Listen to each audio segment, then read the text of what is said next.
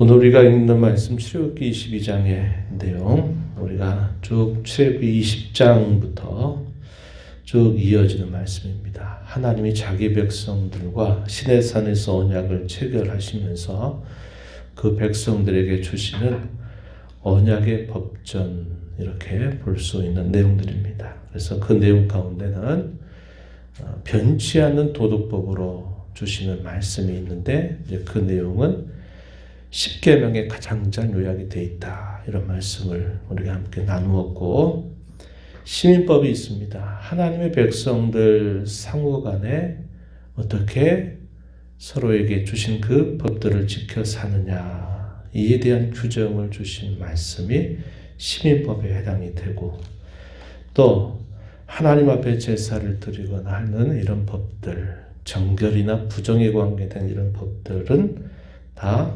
의식법 혹은 제사법에 해당이 되는 내용이다 하는 겁니다. 이 모든 걸 통틀어서 율법이다, 이렇게 말해요. 그래서 모세오경에 기록되고 있는 그 율법, 창세기, 출애굽기, 레위기, 민수기, 신명기, 모세오경이라 부르는 것을 토라, 그래서 율법이라고 부릅니다.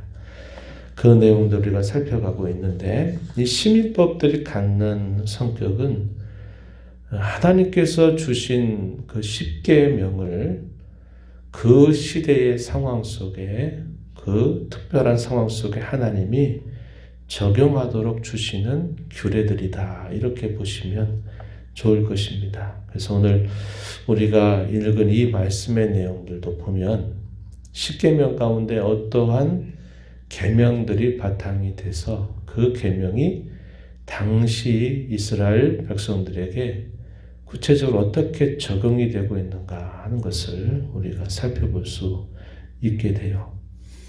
그래서 그것은 문자적으로 어느 시대를 막론하고 변치 않는 법이 아니라 그 원리는 도덕법의 근거를 두되 그 원리는 그대로 적용할 수 있겠지만, 그 구체적인 내용들은 시대와 상황과 문화에 따라서 다르게 적용이 될 수 있다 하는 것을 우리가 기억하면서 이 말씀들을 보는 것이 좋겠습니다. 오늘날 우리가 살고 있는 이 시대 속에서는 민법이라든지 또 어떤 경우 형법이라고 해서 민법과 형법으로 이런 것들이 원리적으로 적용이 돼서 각 나라마다 각각 다른 적용점들을 가지고 있다 하는 것을 우리가 보게 되면, 그러한 상황들을 염두에 두면서 이런 말씀들을 보면 좋겠다, 이렇게 생각을 하게 됩니다.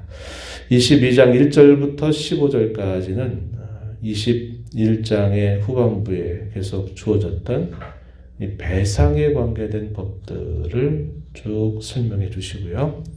16절부터 마지막 31절까지 내용은 특별히 사람과 관계된 그런 법들을 하나님께서 주고 계십니다.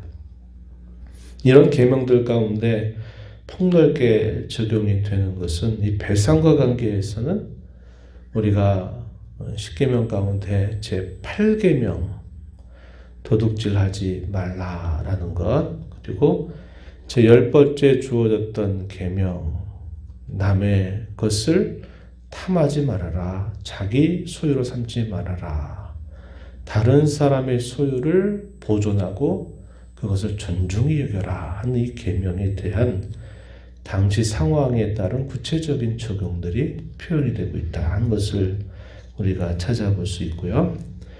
사람과 관계해서 주시는 여러 법들, 16절부터 마지막 31절까지 내용에서는 우리가 제7계명이라고 말하는 간음하지 말라라고 하는 이 계명에서부터 하나님 외에 다른 신이 없다, 하늘 위에나 땅 위에나 땅 아래 그 어떤 것으로도 하나님의 형상을 비길 수 없다, 우상을 만들지 말아라 하는 이런 규정들, 제1계명부터 3계명에 해당되는 내용들이 당시의 그 상황에 구체적으로 적용이 되고 있다 하는 것을 우리가 확인하게 됩니다. 그래서 이 10계명의 구체적인 그 적용들이 이 당시의 시민법으로 표현이 되고 있다 하는 것을 우리가 확인할 수 있습니다. 앞부분을 한번 살펴볼까요? 소나 양을 도둑질해서 잡거나 그것을 팔아서 그 소유가 사라지게 되는 경우에는 그것을 배상할 때 소에 대해서는 5배를 갚아라. 양 한 마리에 대해서 4마리로 갚아라. 4배로 갚아라. 이렇게 규정을 주십니다. 중요한 것일수록 그 배상하게 되는 그 정도가 중하게 배상을 하도록 하는 그런 규정이죠. 1절 말씀에 그렇게 표현이 되죠. 그리고 3절에 보면 도둑은 반드시 배상할 것이지만 그 배상할 것이 없게 되는 경우에는 자기 몸을 팔아서 배상하여야 된다. 이렇게 말해서 상대방의 소유에 대해서는 그 소유를 분명히 보존해야 된다는 것을 가르쳐 줍니다.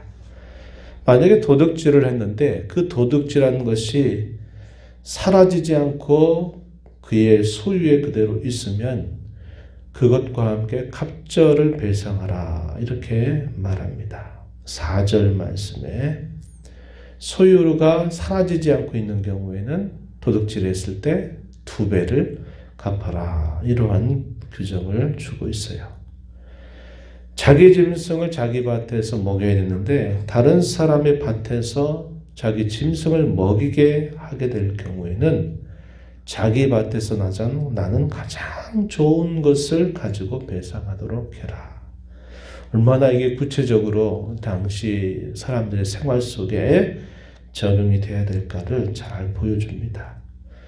불이 나서 거두지 못한 곡식이나 불을 태우게 된다면 그 불로 온 사람이 반드시 배상해야 된다.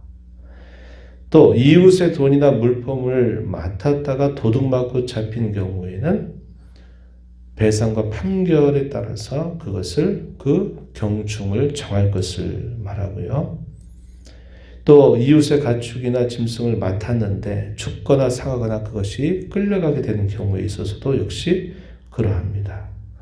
이웃에게 빌려온 것일 경우에는 그 임자와 함께 있었을 여부를 따라서 배상하도록 해라. 그래서 이러한 규정들이 대단히 공의롭게 공정하게 이러한 것들이 배상되도록 하신 것입니다. 이런 부분들을 보게 되면 하나님의 성품 중에서 그분의 공의로운 성품 이것이 잘 그 계명들에 반영이 되고 있다 하는 것을 우리가 확인할 수 있고요. 사람과 관계된 계명들 몇 가지 본문에 지시되는 예들을 살펴보면요. 결혼을 하지 아니한 처녀를 꾀어서 그 처녀와 동침을 하게 될 때는 어떻게 하느냐. 납폐금을 주고 아내로 삼거나 만약에 그걸 원하지 않을 경우에는 이 납폐금을 가지고 보상을 하여야 된다. 이렇게 말씀합니다. 16절, 17절 말씀 소개하죠. 이 납폐금이라고 하는 말은 신부를 사는 돈, 이걸 납폐금이라고 말합니다. 그래서 그런 일에 있어서 배상하는 것, 이것은 배상과 관계되면서도 또 한편으로는 제7계명과 연관되는 그런 구체적인 법이죠. 무당의 경우에는 살려두지 말아라 이렇게 말씀합니다. 18절 말씀에 이것은 하나님이 아닌 다른 신을 위해서 제사하고 다른 신을 섬기는 것이고 사람들을 다른 신으로 이끄는 일이기 때문에 그것은 상당히 무거운 죄로 취급하도록 하신 거죠. 이것은 제1계명부터 3계명에 해당되는 그런 구체적인 적용이다. 이렇게 볼 수 있고요. 짐승과 행음하는 자는 반드시 죽여라. 소위 수관하는 이 타락한 자, 짐승과 행음하는 자는 죽여라. 이것도 제7계명에 대한 하나의 구체적인 적용이다. 이렇게 볼 수 있습니다. 여호와 외에 다른 신에게 제사를 드린 자는 멸해라 하는 것도 제1계명과 2계명에 해당이 되죠. 우리가 구약성경에서 많이 있는 이방 나그네를 압제하지 말고 그들을 학대하지 말아라. 또한 고아와 과부를 해롭게 하지 말라. 나그네와 고아와 과부, 하나님이 특별하게 배려할 대상으로 하나님이 정해주신 이들입니다. 이들에 대해서는 너희도 과거에 다 종살이 했던 그때를 기억해서 이들에게 자비와 은혜를 베푸는 그런 태도를 취할 것을 이야기해주고 있습니다. 가난한 자에게 돈을 구워주게 되는 경우에는 채권자같이 그에게 대하지 말고 이자를 받지 말아라, 이렇게 또 말씀을 하십니다. 이웃의 옷을 전당 잡는 일이 있게 되거든 해가 지기 전에 그에게 돌려보내라. 그 옷이야말로 옷도 되지만 저녁에는 그것이 자기 이불도 되고 하기 때문에 이 어려움에 있는 사람에 대한 그런 자비와 긍휼이 자신들의 삶 속에서 그대로 드러나도록 하는 거예요. 왜 이렇게 말씀하시느냐? 26절 17절에 보면요, 하나님이 자비로우신 자이시기 때문이다, 이렇게 그 근거를 말해 줍니다. 재판장이나 백성의 지도자들을 모독하거나 저주하지 말아라. 이러한 것들도 하나님께서 세우신 권위에 대하여 순종할 것을 가르쳐 주는 계명들이에요. 그래서 이러한 규정들을 보게 되면 얼마나 구체적인 그들의 삶 속에서 그들이 이런 규례를 따라야 될까를 말씀하고 있다 하는 겁니다. 그래서 이런 것들을 말씀드렸던 것처럼 십계명의 폭넓은 그러면서도 구체적인 적용으로 우리가 볼 수 있는 것들이고, 이것은 당시의 이스라엘 백성들, 신정국가를 이루게 될 그 백성들에게 그 상황 속에 하나님의 자비와 긍휼이, 또 한편으로는 하나님의 공의로우심이 잘 그들의 삶 속에 반영이 되도록 하라고 하시는 말씀이 됩니다. 그래서 오늘날에는 이런 것들이 문자적으로 적용한 것이 아니라 원리적으로 각 나라와 상황에 맞게 민법이나 형법들로 적용이 되고 있고, 이런 모든 계명 가운데 흐르는 것은 영원히 변치 않는 법으로 주신 십계명의 내용들이 여전히 우리가 순종하고 따라야 될 하나님의 법이다 하는 것을 우리에게 잘 확인시켜 줍니다. 오늘 저희 이 말씀을 보면서 우리는 하나님 앞에 살아가는 사람들임을 기억해야 합니다.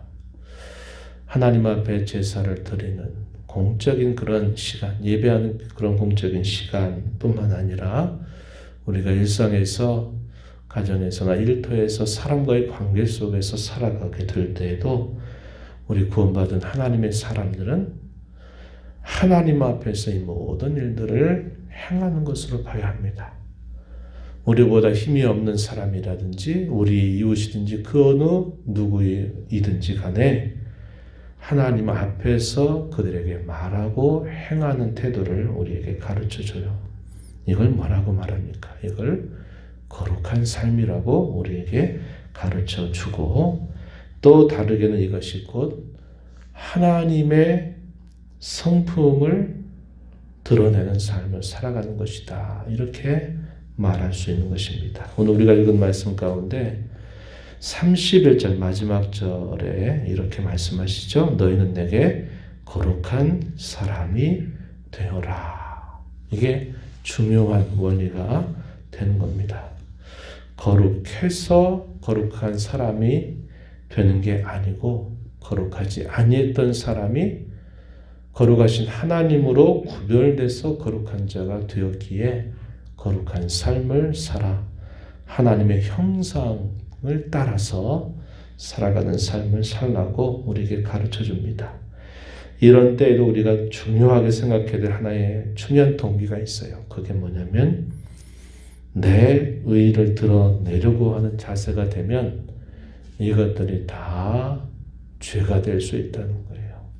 내 의의를 드러내는 게 아니라 하나님께서 거저 베풀어 주신 그분의 놀라우신 사랑과 큰 은혜를 동기로 삼아서 우리가 이렇게 순종하는 마음으로 대할 때 이것이 하나님이 기뻐하시는 삶의 모습이 된다 하는 겁니다.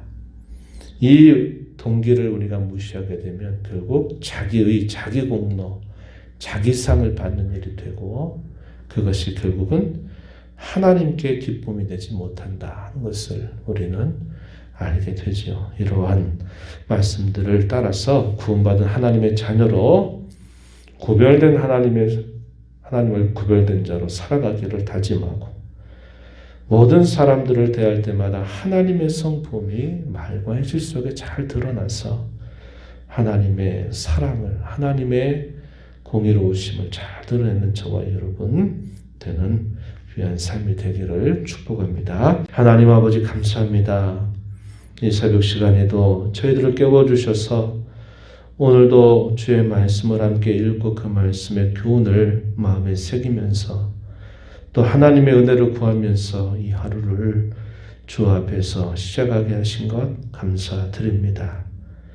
우리가 하나님 앞에 거룩한 자가 된 것은 하나님의 값없이 주신 은혜로 말미암아 된 일임을 저희가 알기에 하나님의 성품을 닮아가고 하나님의 공의로우심과 하나님의 그 크신 긍휼과 자비를 저희들의 생활 속에서 잘 드러내는 삶이 되게 하시기를 간절히 바라옵나이다.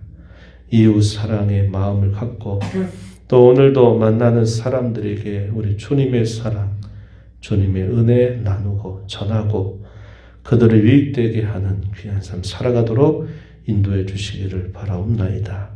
은혜의 보호자 앞에 나와서 아버지 은혜를 구하는 모든 심령들의 간구를 기회를 주시고 응답하시기를 바라며 예수님 이름으로 기도하옵나이다. 아멘.